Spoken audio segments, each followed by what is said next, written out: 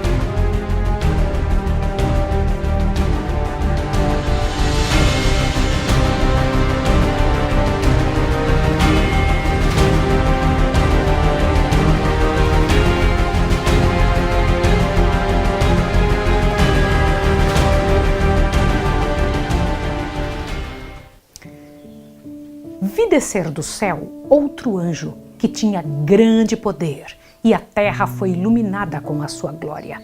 E clamou fortemente, dizendo com grande voz: Caiu a grande Babilônia, e se tornou morada de demônios e coito de todo espírito imundo, e coito de toda ave imunda e aborrecível. E ouvi outra voz do céu que dizia: Sai dela, povo meu, para que não sejais participantes dos seus pecados e para que não incorras nas suas pragas. Apocalipse 18, 2 e 4. Esta passagem indica um tempo em que o anúncio da queda de Babilônia, conforme foi feito pelo segundo anjo do capítulo 14 do Apocalipse, deve repetir-se com pregação adicional das corrupções que têm estado a se introduzir nas várias organizações que constituem Babilônia, desde que essa mensagem foi pela primeira vez proclamada no verão de 1844. Descreve-se aqui uma terrível condição do mundo religioso. A cada rejeição da verdade, o espírito do povo se tornará mais duro, mais obstinado o coração, até que fique entrincheirado em audaciosa incredulidade. Em desafio às advertências que Deus deu, continuarão a pisar a pés um dos preceitos do Decálogo, até que sejam levados a perseguir os que têm como sagrado. Cristo é desprezado com o desdém que se lança à sua palavra e a seu povo. Sendo os ensinos do Espiritismo aceitos pelas igrejas, removem-se as restrições impostas ao coração carnal, e o frequentar e praticar a verdadeira religião se tornará um manto para ocultar a mais vil iniquidade. A crença nas manifestações espiritualistas abre a porta aos espíritos enganadores e doutrinas de demônios. E assim a influência dos anjos maus será sentida nas igrejas. A respeito de Babilônia, no tempo referido nesta profecia declara-se: os seus pecados se acumularam até ao céu, e Deus se lembrou da iniquidade dela. Apocalipse 18, 5. encheu a medida de sua culpa e a destruição está a ponto de cair sobre ela. Mas Deus ainda tem um povo em Babilônia. E antes de sobrevirem seus juízos, estes fiéis devem ser chamados a sair para que não sejam participantes dos seus pecados e não incorram nas suas pragas. Aí está a razão do movimento simbolizado pelo anjo descendo do céu, iluminando a terra com sua glória e clamando fortemente com grande voz, anunciando os pecados de Babilônia. Em relação com a sua mensagem, houve a chamada: sai dela, povo meu. Estes anúncios, unindo-se à mensagem do terceiro anjo, constituem a advertência final a ser dada aos habitantes da terra. Terrível é a crise para a qual caminha o mundo. Os poderes da terra, unindo-se para combater os mandamentos de Deus, decretarão que todos, pequenos e grandes, ricos e pobres, livres e servos, Apocalipse 13:16, se conformem aos costumes da igreja pela observância do falso sábado. Todos os que se recusarem a conformar-se serão castigados pelas leis civis e declarar-se finalmente serão merecedores da morte.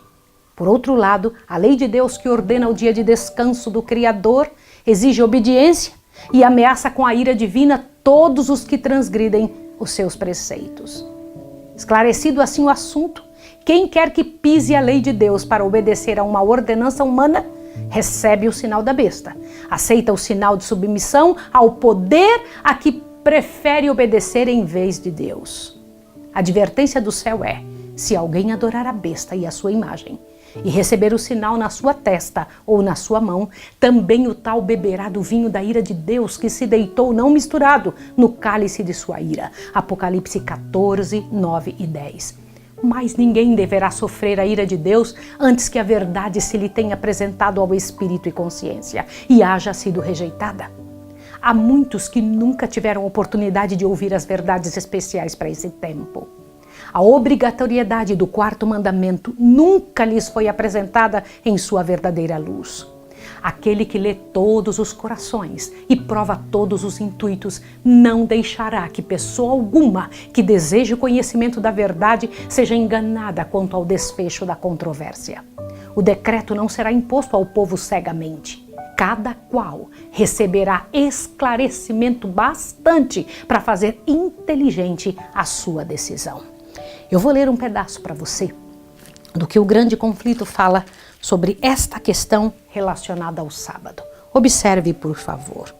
O sábado será a pedra de toque da lealdade, pois é o ponto da verdade especialmente controvertido. Quando sobrevier aos homens a prova final, irá ser traçada a linha divisória entre os que servem a Deus e os que não o servem. Ao passo que a observância do sábado espúrio, o domingo, em conformidade com a lei do Estado, contrária ao quarto mandamento, será uma declaração de fidelidade ao poder que se acha em oposição a Deus. É a guarda do verdadeiro sábado em obediência à lei divina, uma prova de lealdade para com o Criador. Entende o que você acabou de me ver ler, de ler também no seu livro? O Senhor Deus deixa claro para nós essa situação. Observe o que eu preciso lhe dizer. Adorar ao Senhor no dia que os homens inventaram para ser guardado o domingo é honrar aos homens que fizeram esta lei. É honrar a igreja que apoia e que pede para que isso seja feito. É honrar ao inimigo de Deus.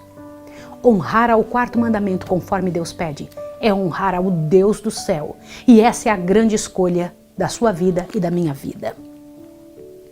Ao passo que uma classe, aceitando o sinal de submissão aos poderes terrestres, recebe o sinal da besta, a outra, preferindo o sinal da obediência à autoridade divina, recebe o selo de Deus.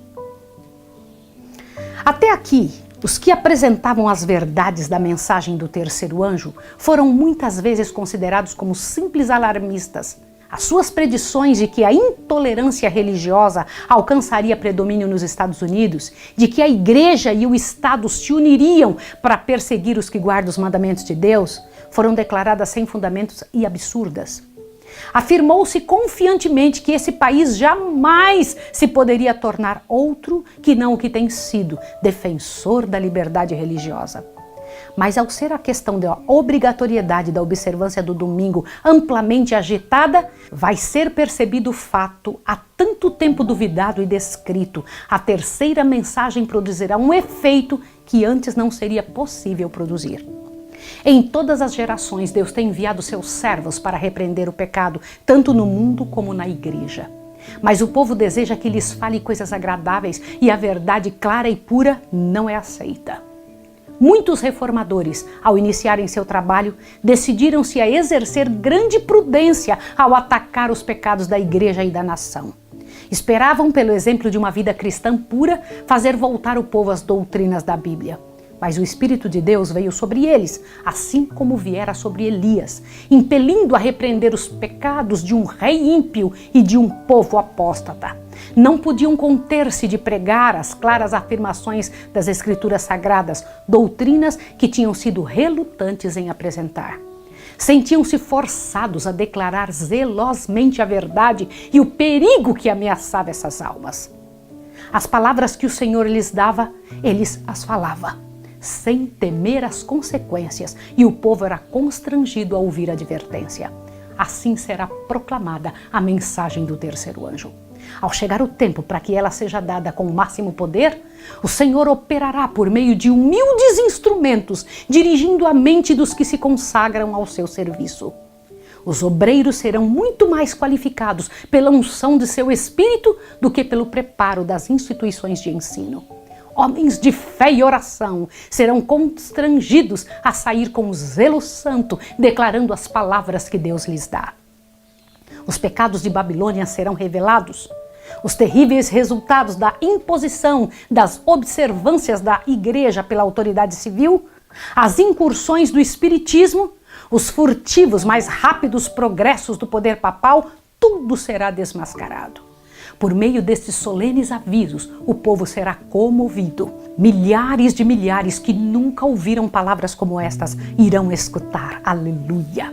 Com espanto ouvirão o testemunho de que Babilônia é a igreja caída por causa de seus erros e pecados, por causa de sua rejeição da verdade enviada do céu para ela. Ao ir o povo a seus antigos ensinadores com a urgente pergunta: são estas coisas assim? Os ministros apresentam fábulas, profetizam coisas agradáveis para acalmar os temores do povo e silenciar a consciência despertada.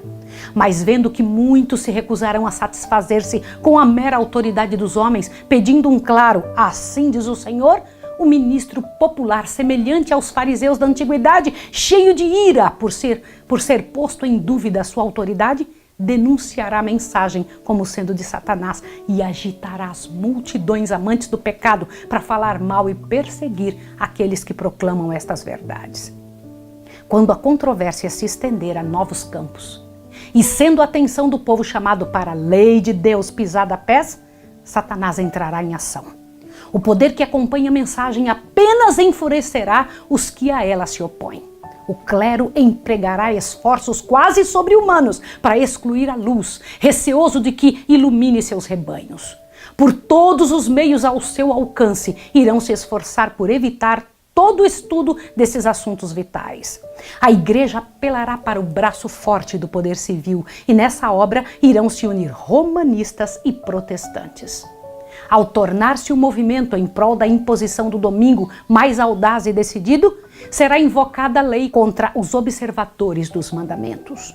Serão ameaçados com multas e prisões, e alguns se oferecerão posições de influência e outras recompensas e vantagens com suborno para que renunciem à sua fé. Mas sua perseverante resposta será: mostrai-me pela palavra de Deus o nosso erro, a mesma que foi apresentada por Lutero sobre idênticas circunstâncias. Os que forem citados perante os tribunais defenderão corajosamente a verdade e alguns que os ouvirem serão levados a decidirem aguardar todos os mandamentos de Deus. Assim a luz chegará a milhares que de outra maneira nada saberiam destas verdades. Isso é tremendo, meu Deus, que coisa grandiosa. A conscienciosa obediência à palavra de Deus será considerada rebeldia. Cegado por Satanás, O pai exercerá aspereza e severidade para com o filho crente. O patrão ou patroa oprimirá o empregado que observa os mandamentos. A afeição será alienada. Filhos serão deserdados e expulsos do lar. Cumprir-se-ão literalmente as palavras de Paulo. Todos os que quiserem viver piamente em Cristo Jesus padecerão perseguições. 2 Timóteo 3,12. Como os defensores da verdade se recusem a honrar o descanso dominical, alguns deles serão lançados na prisão, exilados e outros tratados como escravos. Para a sabedoria humana, tudo isso parece agora impossível, mas ao ser retirado dos homens o Espírito de Deus, o qual tem poder de reprimi-los, e ao ficarem eles sob o governo de Satanás, que odeia os preceitos divinos, hão de acontecer coisas estranhas. Quando o temor e o amor de Deus são removidos, o coração pode tornar-se muito cruel. Ao aproximar-se a tempestade, uma classe numerosa que tem professado fé na mensagem do terceiro anjo, mas não tem sido santificada pela obediência à verdade, abandona sua posição, passando para as fileiras do adversário. Como me dói dizer isso a você! Se existe entre nós pessoas que sabem a verdade e não cumprem aquilo que sabem, que ficam protelando obedecer o que já sabem que está errado, estas pessoas passarão para as fileiras do inimigo na hora da maior pressão. Sob pressão nós sabemos quem é a pessoa. Fica firme pelo que é reto ou dá um jeitinho. Isso é muito sério, irmãos, isso é seríssimo e você tem que parar para pensar isso. Unindo-se ao mundo e participando de seu espírito, chegam a ver as coisas quase sob a mesma luz e, em vindo à prova, estão prontos a escolher o lado fácil, o lado popular.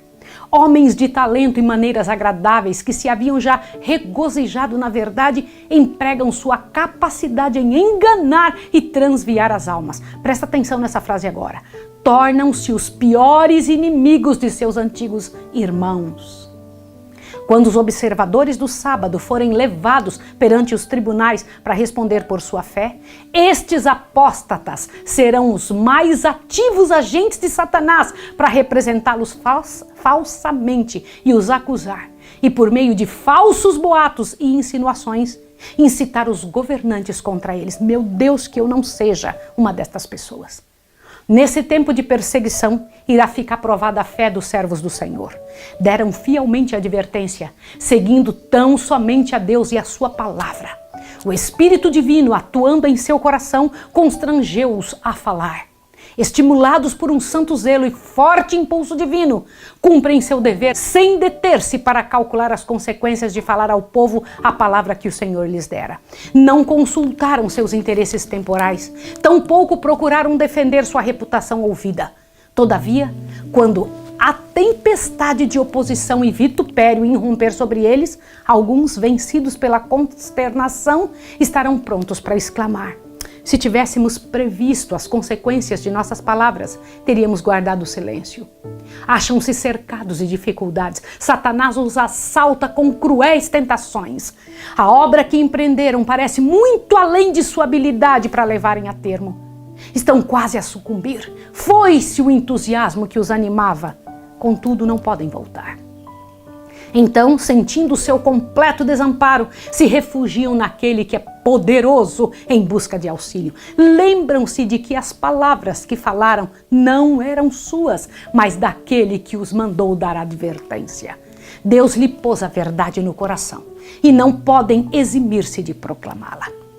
As mesmas provações foram experimentadas por homens de Deus nos séculos passados. Wycliffe, Hus, Lutero, Tyndale, Baxter, Wesley insistiam em que todas as doutrinas fossem submetidas à prova da Bíblia, declarando que renunciariam a tudo o que esta condenasse.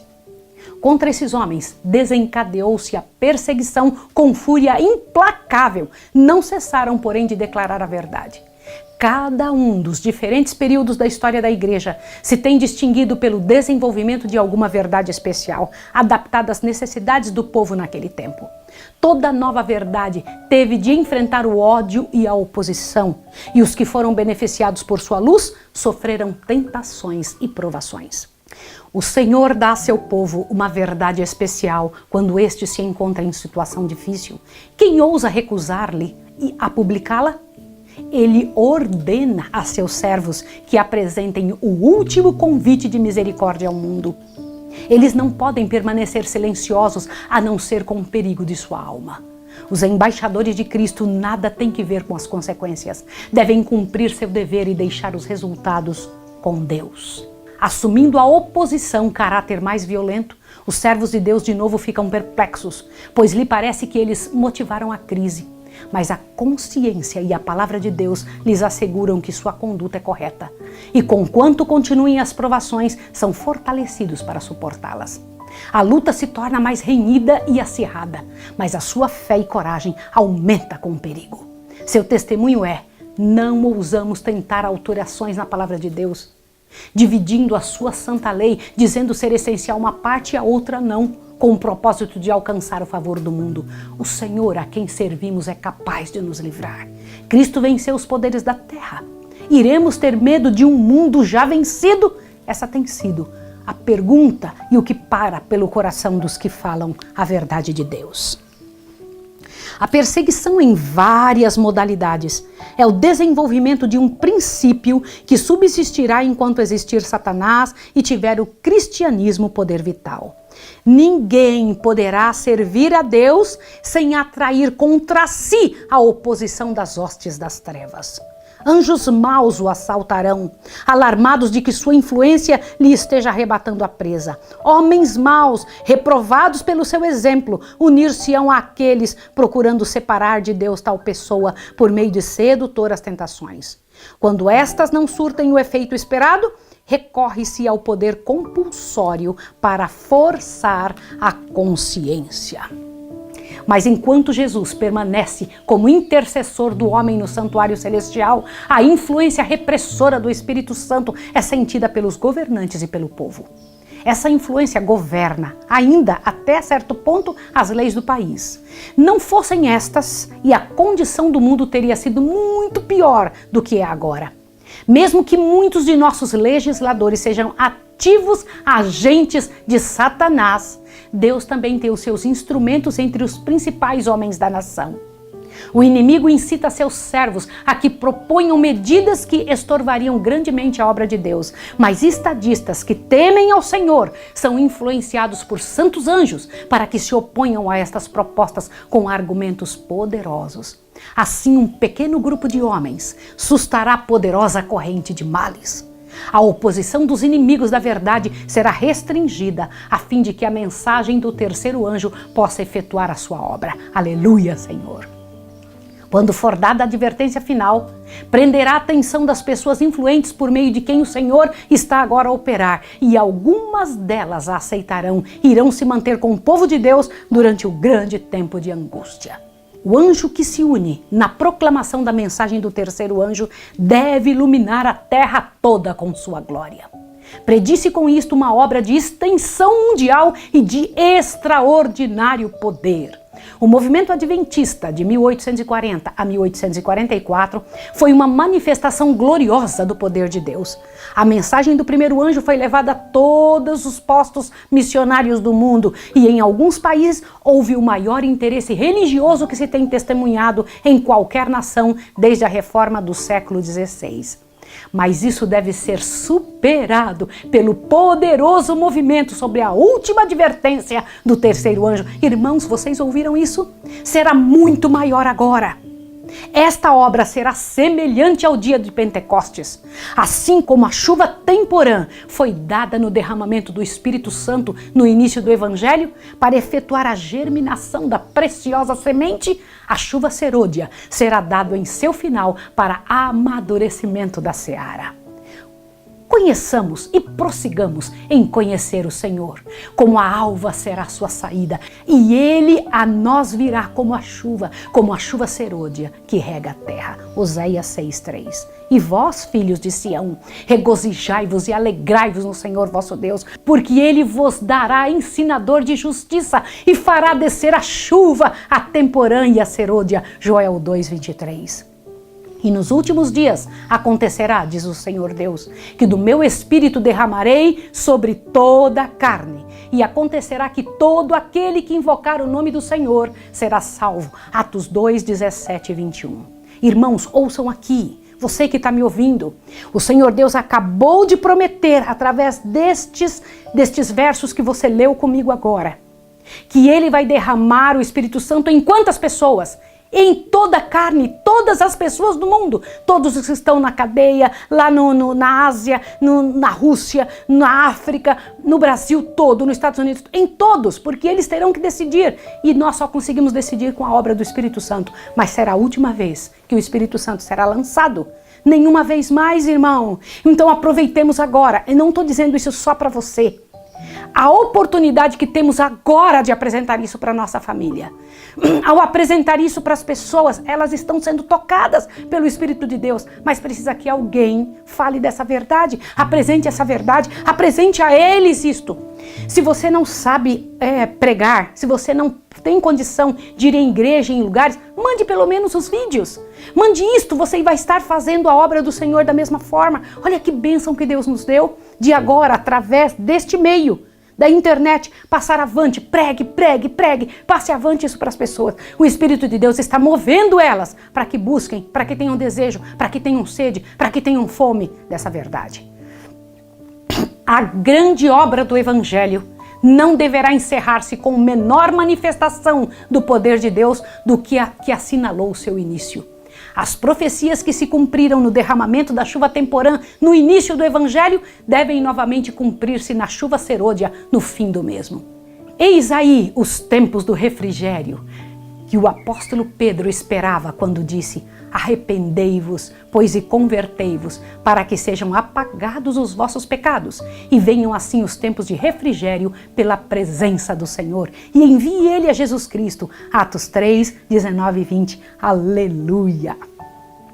Servos de Deus com o rosto iluminado e a resplandecer de santa consagração, apressar-se-ão de um lugar para outro para proclamar a mensagem do céu. Você pode ser um desses servos que vão para todos os lugares com o rosto iluminado levando a mensagem. Você pode não estar lá em pessoa, mas você vai mandando as mensagens por todos os lugares.